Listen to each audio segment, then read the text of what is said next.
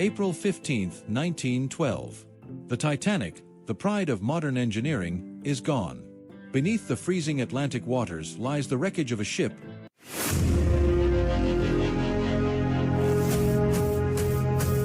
once deemed unsinkable. Around it, chaos reigns. Hundreds of desperate passengers scream into the night, clinging to debris or struggling to stay afloat.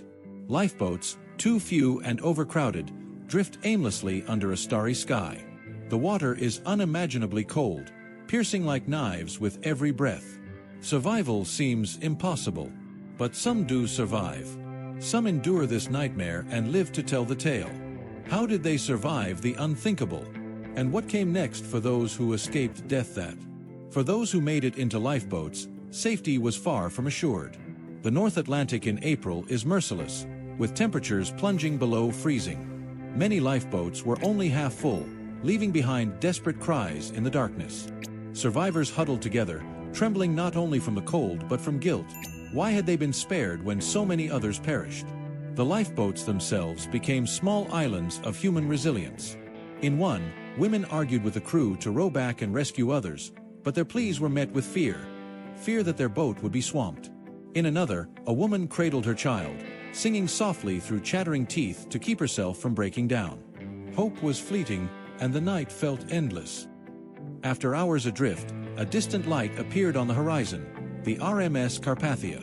Hope surged among the survivors, but the rescue was far from swift. One by one, lifeboats were pulled aboard, their occupants greeted by blankets, hot drinks, and compassionate hands. Yet, as relief washed over them, the full weight of what had occurred began to settle. Survivors recounted seeing loved ones for the last time, watching the Titanic's lights flicker out, and hearing the cries that haunted their dreams for years to come. For the crew of the Carpathia, the task was monumental. 706 lives saved, but over 1,500 lost. The survivors were changed forever, their bodies cold but their spirits colder still. When the Carpathia arrived in New York, the survivors were met with an overwhelming mix of emotions: relief, grief, and disbelief. Crowds gathered at the docks, eager for news of their loved ones. Families were reunited in tearful embraces, while others searched desperately for names that would never appear. The survivors became instant celebrities, but not all attention was welcome. Reporters swarmed them with questions, while strangers sought personal tales of survival. For many, the return to land brought no comfort, only the realization of what they had endured and what they had lost. But life had to go on. For some, this meant rebuilding their lives from scratch.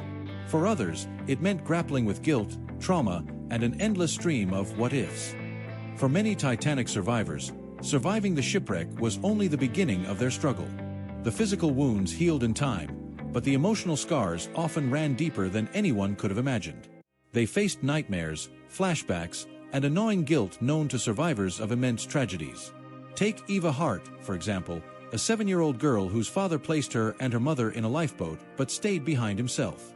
Eva lived her life carrying the memory of his sacrifice, using it as both a source of pain and strength. Or consider Charles Lightoller, the Titanic's second officer, who tirelessly defended the ship's legacy while being haunted by his inability to save more lives. Recovery wasn't just about rebuilding lives, but about finding purpose. Many survivors channeled their grief into action. They spoke out about safety reforms, ensuring future travelers would never face a similar fate. But for others, the memories were too much. They sank into anonymity, choosing silence over reliving the nightmare. The voices of Titanic survivors became the catalyst for change in the maritime industry. They refused to let their suffering be in vain. Survivors like Margaret Molly Brown became relentless advocates, ensuring maritime safety reforms were enacted. Brown, known as the unsinkable Molly Brown, fought for lifeboat drills, better crew training, and stricter passenger capacity laws. The tragedy brought scrutiny to the British Board of Trade and White Star Line, as survivors testified in harrowing detail during public inquiries. Thanks to their efforts, significant changes were implemented, including the International Convention for the Safety of Life at Sea, SALAS, in 1914. But survivor advocacy wasn't limited to regulations. Many spoke at public events, wrote memoirs, and shared their stories, ensuring the world wouldn't forget. Their resilience turned personal tragedy into a beacon of hope, shaping a safer future for generations to come. As the years turned into decades, Titanic survivors aged, and their stories became treasures of history. Survivors like Milvina Dean, the youngest passenger aboard the ship, dedicated their lives to preserving its memory. She was only 9 weeks old during the sinking and lived to be the last Titanic survivor, passing away in 2009 at the age of 97. Their first-hand accounts became invaluable to historians and storytellers, giving voice to those who could no longer speak.